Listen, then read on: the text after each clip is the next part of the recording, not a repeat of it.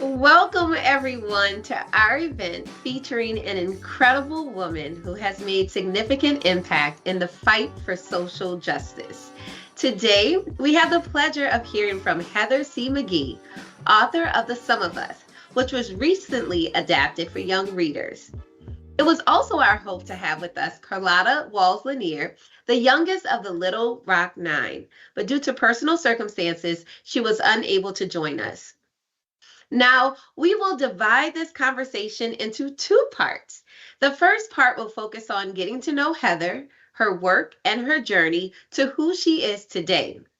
The second part will be more practical, discussing how education and community can be used to create positive change in society and the world. So, without further ado, let's meet her.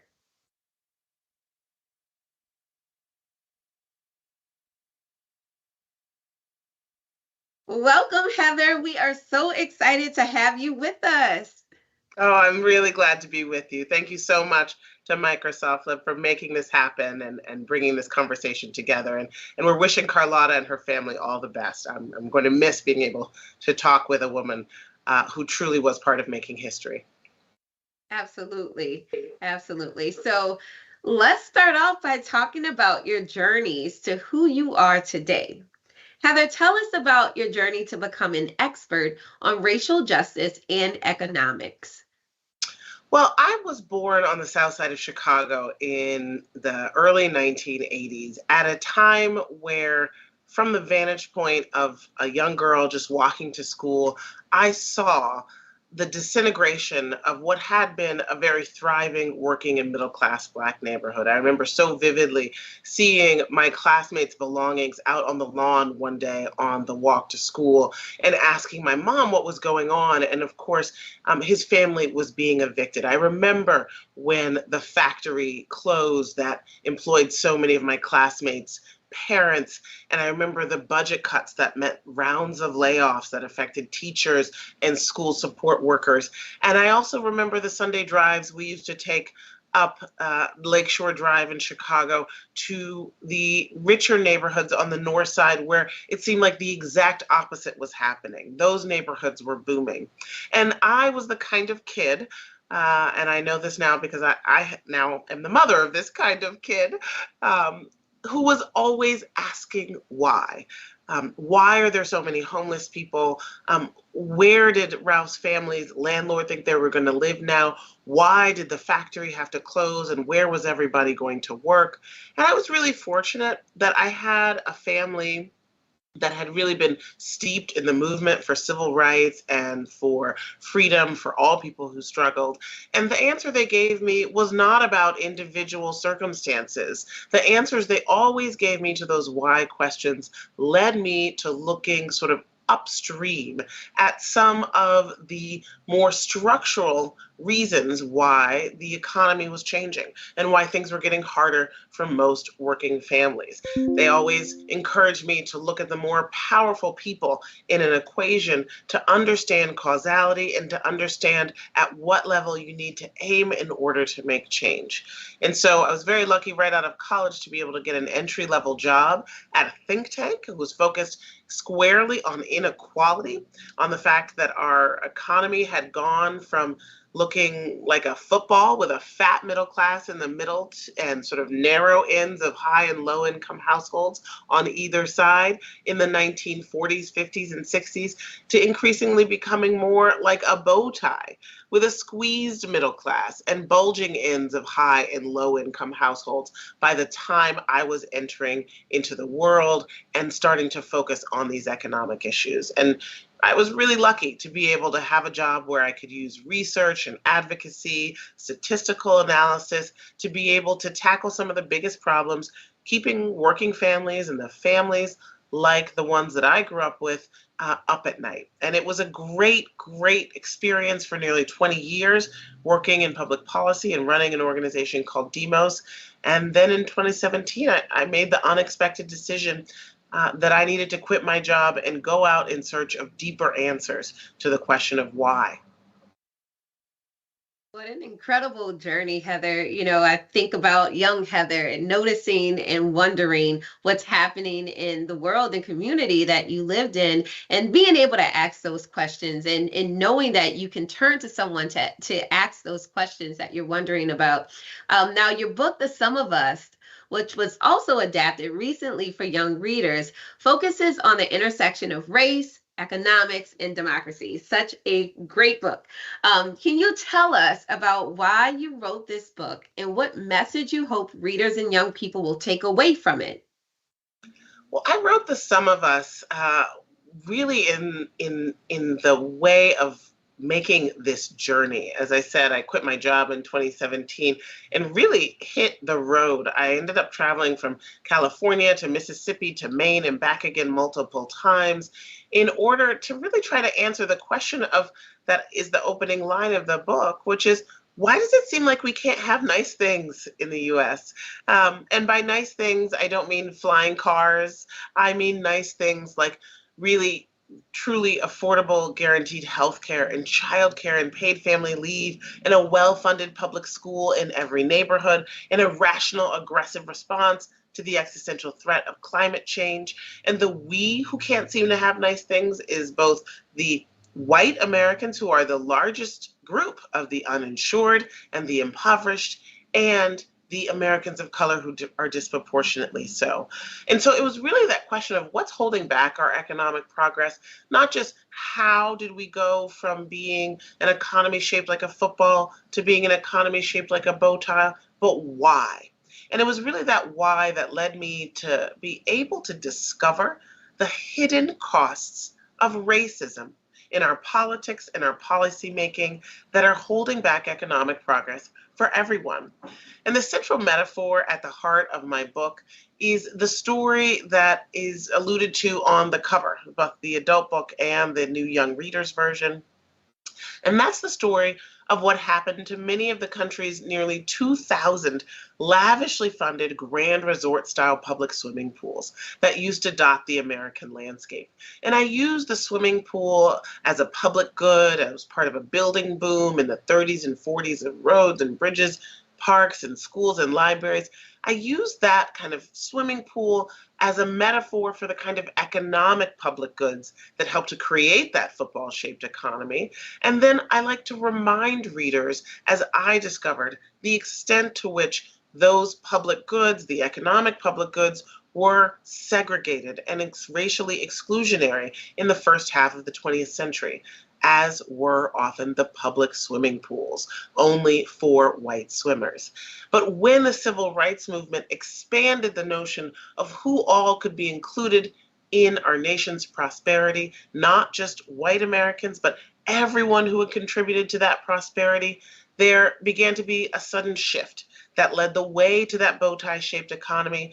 And in the very historical and practical terms, what happened to those public swimming pools was that many towns and cities drained their public pools rather than integrate them.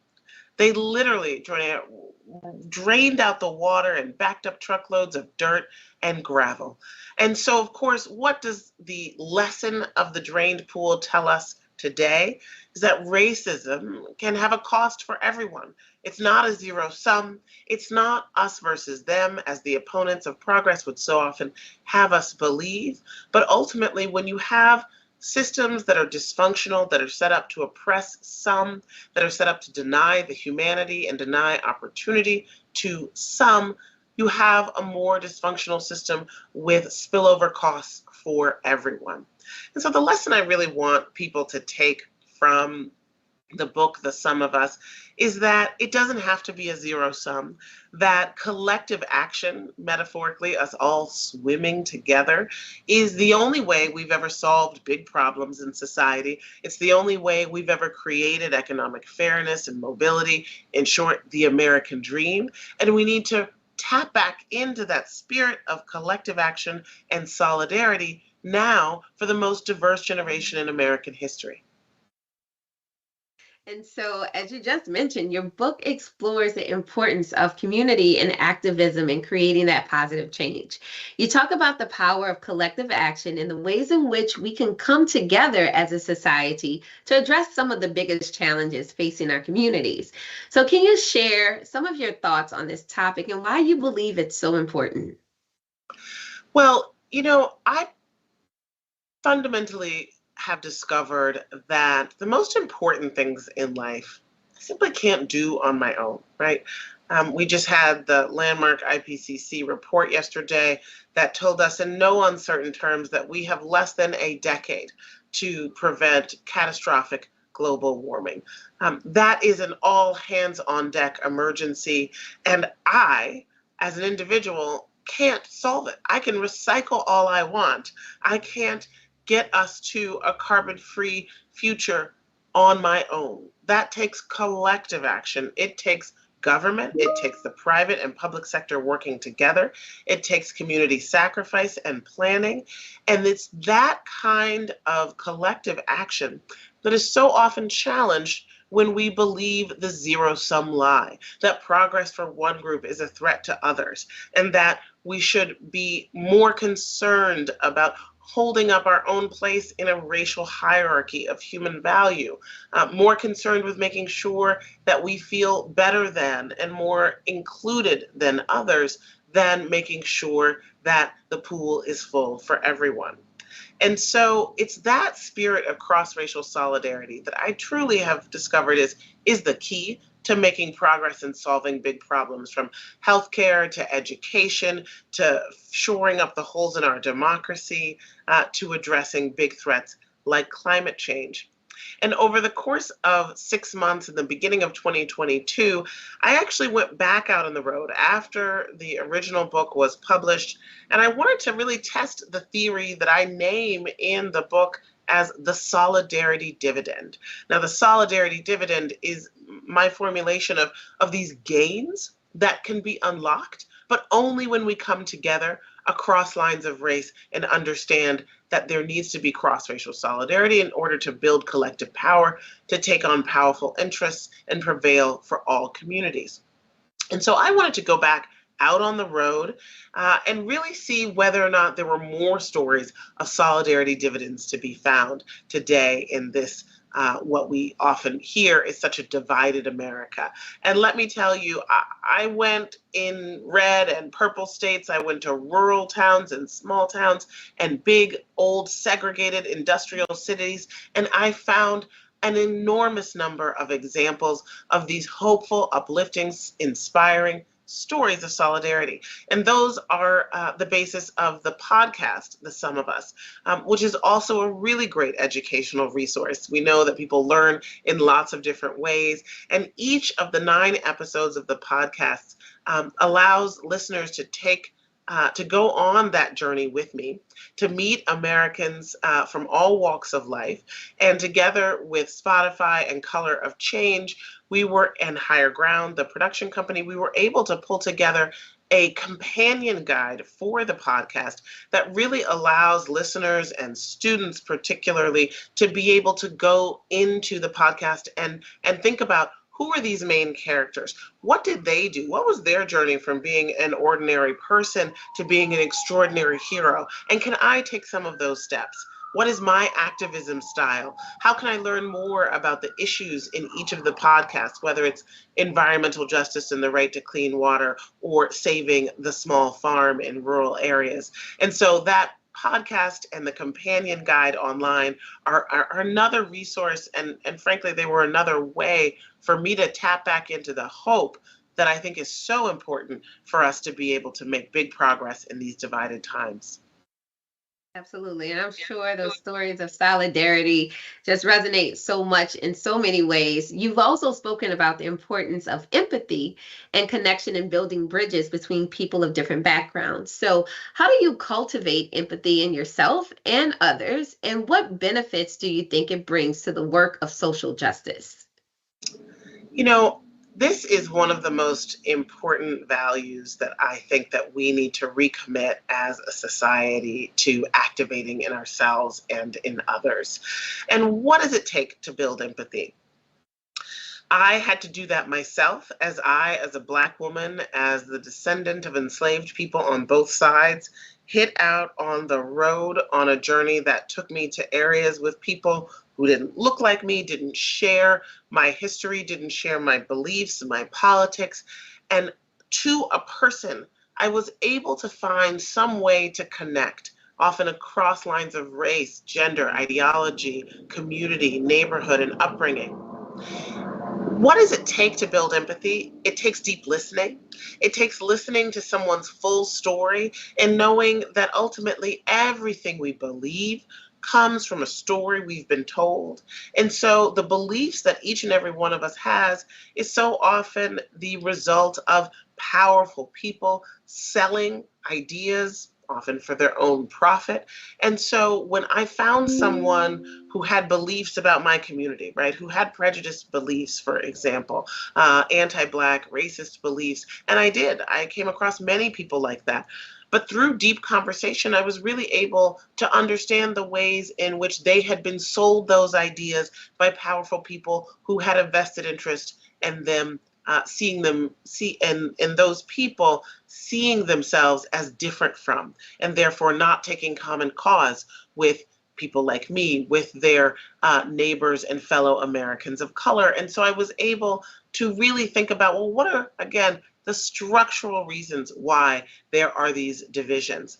And then I just want to say quickly that education plays such an important role here. And that's why I really wanted to partner with Delacorte and Random Children's House to adapt, Random House Children's, excuse me, to adapt the young readers version for middle grade and high school students of The Sum of Us. You know, the research shows that when students of all races read fuller accounts of our history, learn about social movements and some of these sort of deeper intergenerational trends in American history, it makes them better critical thinkers. It makes them more empathetic, and it has educational gains across the board for students of all backgrounds, for students of color. Reading these kinds of stories, like the ones that I tell in The Sum of Us, and that, you know, obviously there are many other resources as well that help, you know, broaden the scope of the learning that most students get about our history in this country. For students of color, that kind of fuller picture helps them feel more civically engaged and empowered to speak up in their classrooms and in their community. That's what the research shows. The research shows that for white students, learning about the full picture of American history is a pedagogy and an experience that helps them have more empathy across racial lines, and also makes them feel not guilty, but rather more empowered to be able to make change. You know, when I think about the fear that we sometimes hear played up in our political conversations and sometimes in our school board meetings, the fear that learning about the history of racism will make white students feel guilty and will be divisive in the classroom. I just came off of a multi-city, multi-small town tour of middle schools and high schools, of school libraries and public libraries. And I can tell you without a doubt, the opposite happens. When young people are taught this full history, what they understand is that the courage of people like Carlotta, you know, the youngest one of the Little Rock Nine, is something that they can model themselves after. And you know what? The courage and the heroism of the civil rights movement is not something that belongs exclusively to Black people. That there were people like the white students who were willing to sacrifice and pay the highest cost in their lives to go down to Mississippi during the Freedom Summer and open up freedom schools to educate Black rural people and register them to vote. And it's that moral choice, the understanding of just how hard it was, just how many forces were arrayed against progress, and yet people of all races stood up and linked arms across race and fought for the freedoms that we have today. That moral choice is empowering. It creates empathy, and it is the foundation for a multiracial democracy. I love that. Learning truly leads to empathy, but also empowerment for all. And so, Heather, can you share with us some of your thoughts on the differences between activism today and activism in the past? And what lessons have you learned that can be applied to activism today? I really am fortunate that I've been able to have many conversations over the years with so many of my heroes and icons, so many of our elders in the Long March for Social Justice. And they will be the first ones to tell you that the fundamentals have not changed. The fundamentals of community organizing, which is the incredible transformational act of taking an ordinary person in a community and telling them that they have the courage to change their circumstances, but that they have to do that in collective action with someone else. The act of knocking on doors and doing deep listening to what is making families struggle, and then helping them find the ways that they can use their voice to, in conjunction with their neighbors, bring about real change. That fundamentally hasn't changed from, throughout human history, I might say.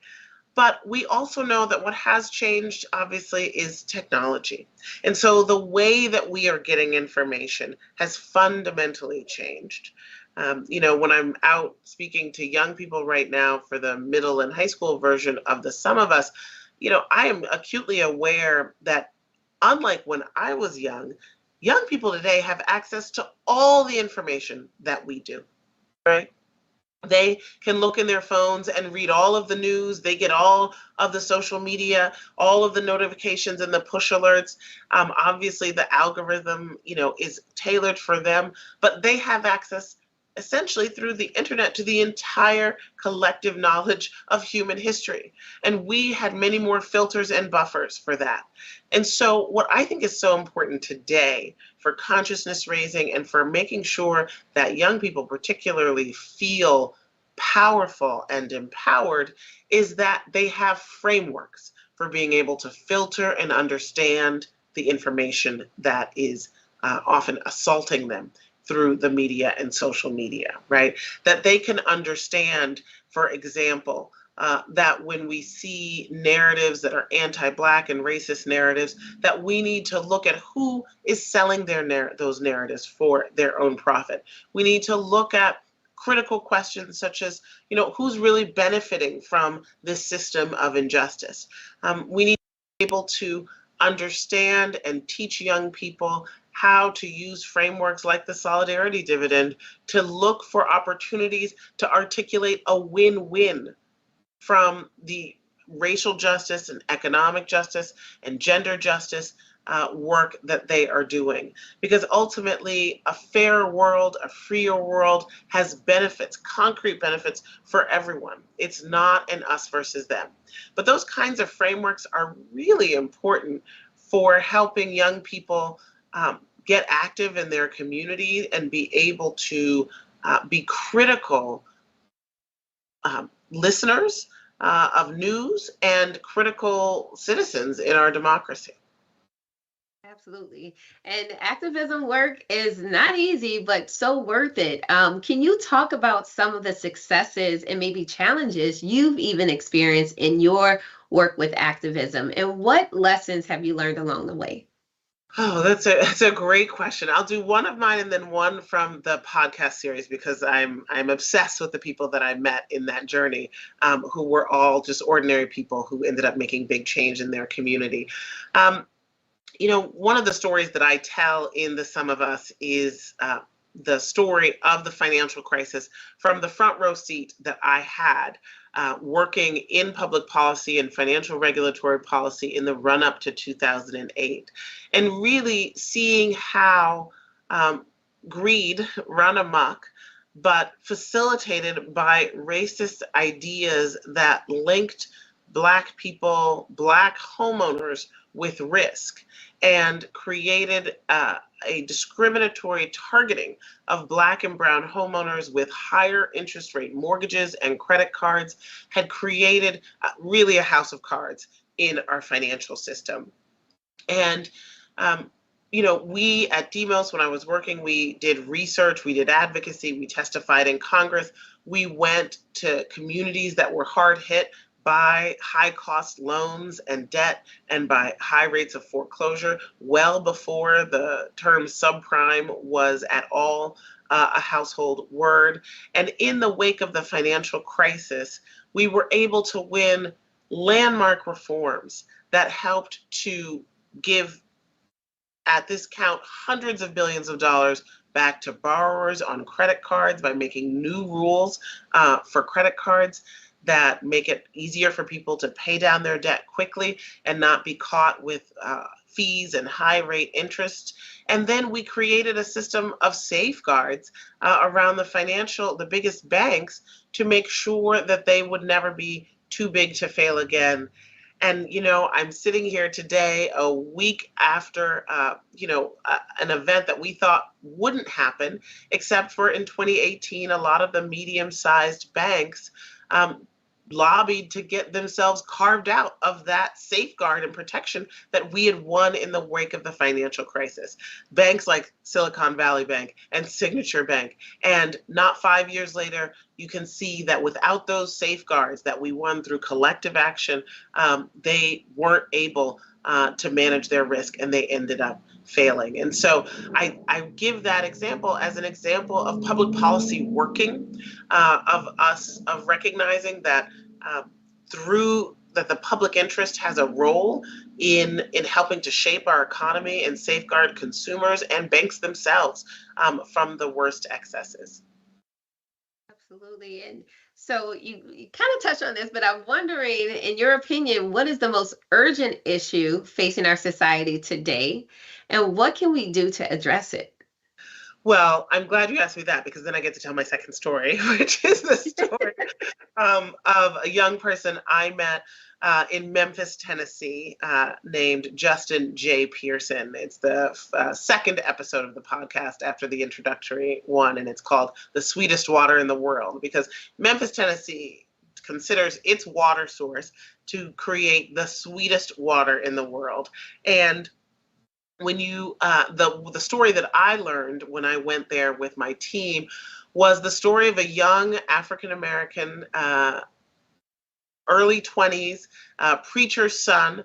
His day job was as an assistant at a nonprofit, and he was able to spark a movement to stop an oil pipeline that was threatening the sweetest water in the world, and it was threatening the city's the city's water system, because they had sited the pipeline right through the historically Black neighborhood. And he was able to create a Black-white coalition, bringing together two sides of that historically segregated city of Memphis, Tennessee. There he is in the picture, sitting in his high school as I was interviewing him.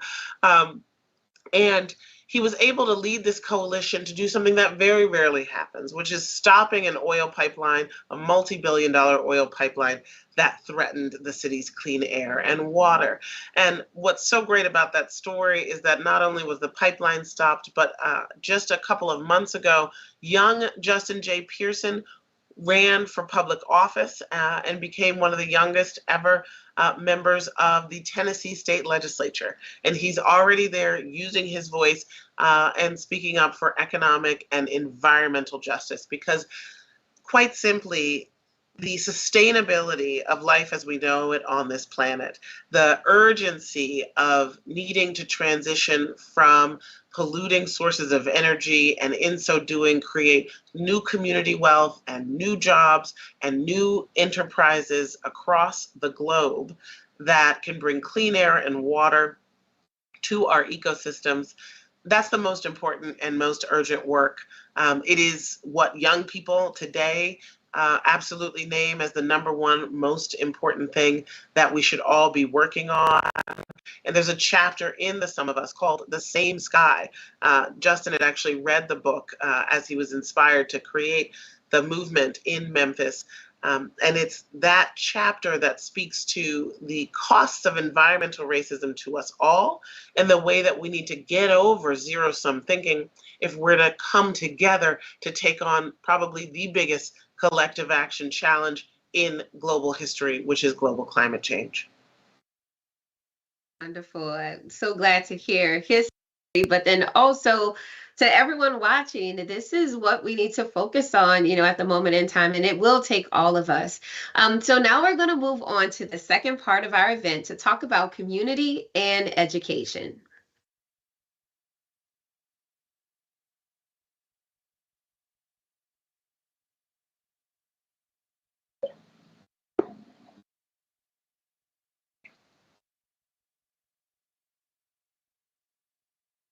All right, so let's dive deeper into the role of education and community in creating positive change. Heather, why was it so important for you to have your adult title adapted for young readers? So the book came out in January 2021, The Sum of Us, the grown-up version, as I refer to it now.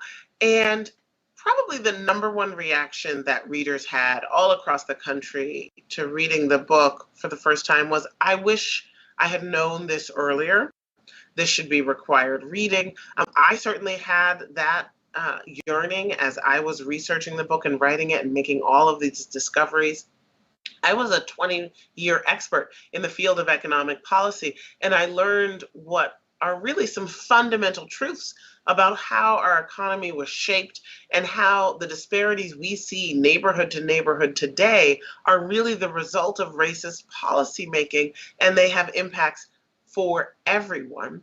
And so that really propelled me to want to make a young reader version of it. And I was so thrilled that Delacorte, the wonderful Beverly Horowitz, and Random House Children's were willing to partner with me to adapt the book for young readers. And, I didn't know.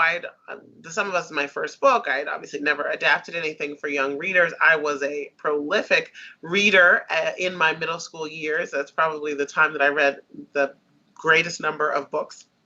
But I didn't know, I did not write my book originally for young people. It's a rather sophisticated book about the financial crisis and the economy and social science and history. And yet, in the sort of focus groups that I had with young people and educators in the process of writing the books, the number one message was don't dumb it down. And that has really been reaffirmed as I've been out on the road talking to young people in their classrooms and libraries.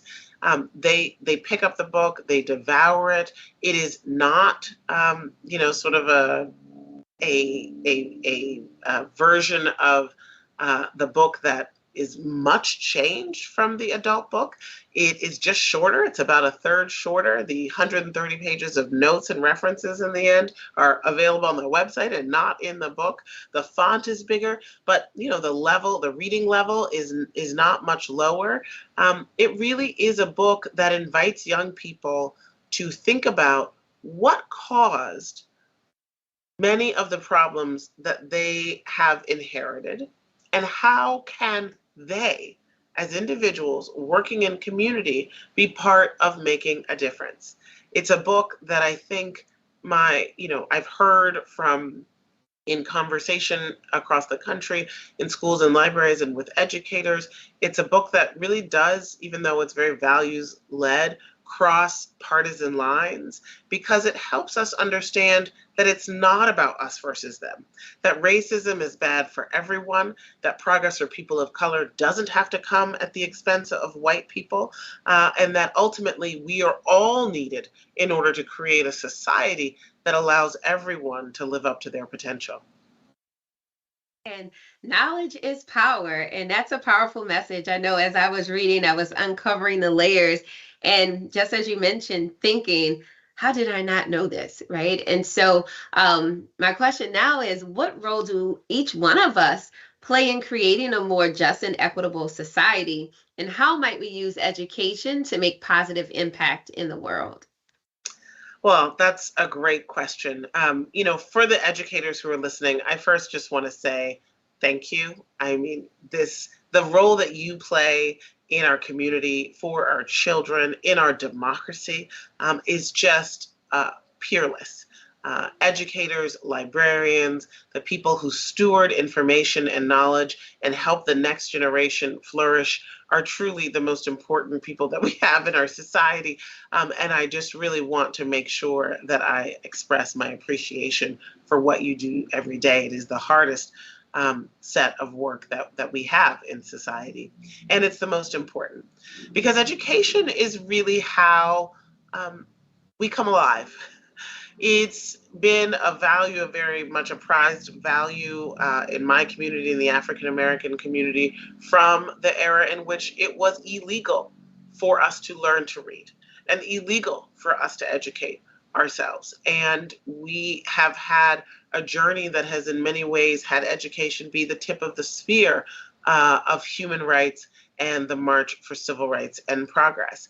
And today we see that education is another battleground where we are facing a society where in 2018, less than 10% of high school seniors polled by the Southern Poverty Law Center could accurately name slavery as the primary cause for the Civil War. That's the level of miseducation and undereducation that we have had over generations about some of the fundamental aspects of our nation's evolving, right? We had a civil war in the very young history of this country, and the very reason for it has been obfuscated, right? When we rob, when we are robbed, when children are robbed, when adults are robbed of our shared history, that we remain vulnerable to the same kinds of divide and conquer strategies, the same kinds of manipulations that have created injustice and dysfunction in the past. And so education needs to be liberatory. Schools are for making citizens, are for making people who have empathy across lines of race, who understand who we are as Americans and what we are to one another. And so everyone, whether you are an educator, whether you're a parent, or whether you're just a lifelong learner, as I am and as so many of us are, need to not only prize your own education, but also the very idea of public education in the public interest as an important foundational piece of a multiracial democracy, and stand up for it. Stand up for it in school board meetings, stand up for it and protect your libraries, stand up for the funding for public education, and stand up for fairness and equity in education. That's great advice. We should feel liberated in learning. So, what specific steps do you think educators, parents, and learners can take to address and overcome racism, and how they can even use your book, The Sum of Us, as a resource in their teaching and learning to promote inclusiveness and understanding? Well, that is really my most heartfelt hope with the young readers version of The Sum of Us, is that educators, parents, and librarians are able to use it to start conversations in their with young people in their lives and their communities. The book has an accompanying educator's guide that is available on the website, and it is really aimed at having thoughtful, open-ended questions accompany each chapter of the book so that young people can use it not just as a starting point for understanding our history, but for linking those themes to their own lives and their own communities. This, between the podcast and its companion guide and the young reader's book and its educator's guide, and then of course there's a discussion guide for the adult version as well, you can see that my goal was really to use The Sum of Us as a launching point for conversation and for people beginning to take action, to identify what are some of the costs of racism in their own community. Where can they identify inequalities in school funding, in neighborhood park funding, in the way that decisions are made in their democracy at the local and state level, inequality in who has access to clean drinking water and whose community is too close to toxic pollutants, and how can they come together to make change. The thing is, change is always possible. It is in fact inevitable. but it requires every single one of us to understand what got us here and to have a vision of a better world that isn't us versus them, that's not a zero sum, where justice for some means freedom for all. It is so fantastic that you have so many resources to support this work. But what advice do you have for those who might still be a little hesitant to talk about difficult or maybe sensitive issues related to race and inequality in the classroom or in their communities? Well, I completely understand that.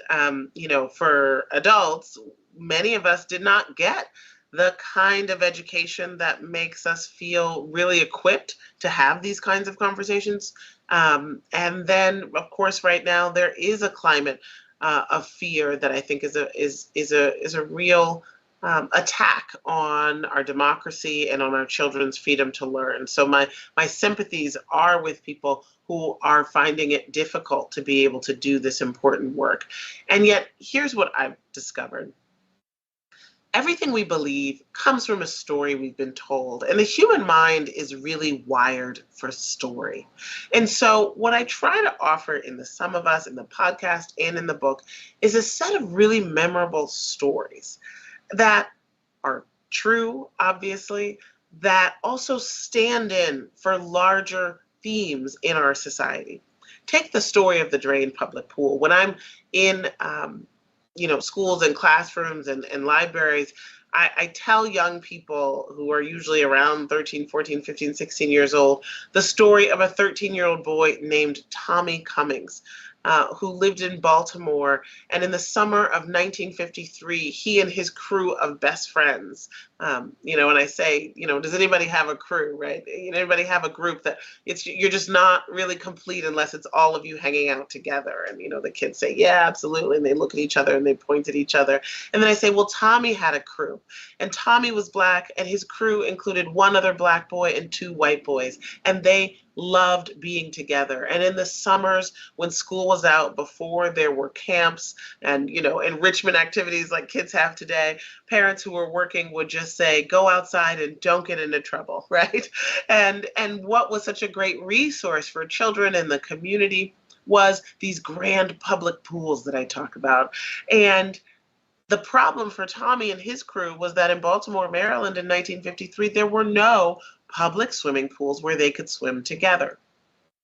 And young people really, they understand that. They think about that. And I asked them, well, what would you do if you and your crew had nowhere to go in the hot summer except these swimming pools and you couldn't swim together? And they think about it, well, I would do this, I would do that. And inevitably someone says, well, I'd find a lake or a pond or a river. And of course, that's exactly what Tommy and his friends did. They found the Patapsco River, but rivers don't have lifeguards like publicly funded swimming pools, and rivers have currents. And Tommy and his friends were caught up in a current, and unfortunately, Tommy drowned. And I talk about how Tommy's family and his friends' families got together with the NAACP and sued the city and marched on the city and said, if all of our tax dollars are going to be used to fund these public things, we want to be able to swim, each and every one of us, in all of the pools. There should be no pools where Black children cannot swim. And young people, they understand that. And they really put themselves in the shoes of Tommy and his friends. And then when I tell them that in response to pool integration across the country, many towns and cities drained their public pools rather than integrate them, they feel it. They think it's unbelievable. And yet there's something that they know from living in this country for as short a time as they have, where it is unbelievable and yet entirely believable. And they get the moral of that story, which is that racism can lead to self-sabotage and dysfunction and make life worse for everyone. And that the way to overcome it is by coming together by having cross-racial friendships, by understanding that we are all the same and we can have cross-racial solidarity. And they feel hopeful when I tell them the stories of people coming together today during their lifetimes, white, Black, and brown, to win the kinds of nice things that are important for all of us. Well, very wise words, and thank you for sharing that story, which I know you have in your book as well. Just as an example for students to see, this is something that really happened in history, and I really believe that that is the piece where they'll begin to understand and to empathize. And so, in conclusion, what message would you like to leave with all of those watching about the importance of addressing and overcoming racism in their schools, classrooms, or communities?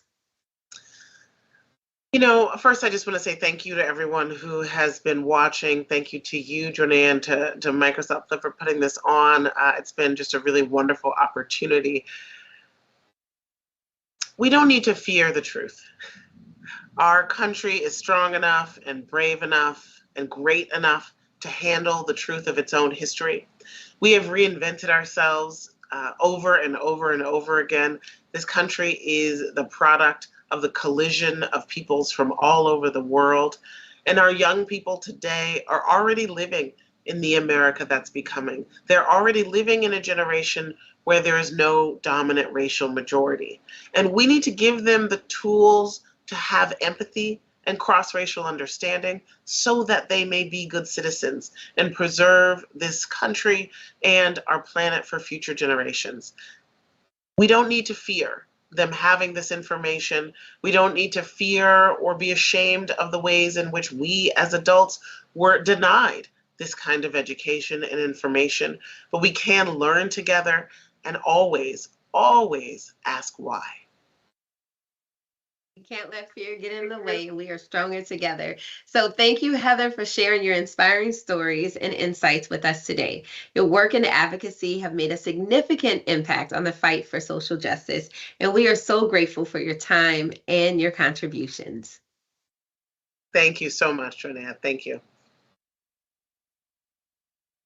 Well, what a powerful conversation. Now, the learning and inspiration is never over. Join our Flip community today to share your ideas and reflect on all we learned today. Additionally, make sure you explore Heather's podcast at thesomeofuspodcast.com with plenty of resources on how you can take action today, as well as discover your activist style. And the Some of Us, adapted for young readers, has a new educator's guide with discussion prompts and resources to leverage with your students. Access the guide at aka.ms/educators guide. And before you go, don't forget to bookmark aka.ms/flip events to find upcoming events for you and your learners. We have a lot of exciting opportunities. Next week, we are welcoming MLB pitcher Marcus Stroman for a discussion on self-care, and then Jump Couture team on April 3rd to discuss eco-anxiety and sustainability. Well, that's it for today. I'm your host, Jordan Armand, and on behalf of Flip, Random House Children's Book Team, and our incredible guest, Heather McGhee, thank you for joining us today and for your engagement in this important conversation. We hope that you leave with a deeper understanding of the role of community activism in education in creating positive change and are inspired to take action in your own communities. Let's continue to work together towards a more just and equitable society for all.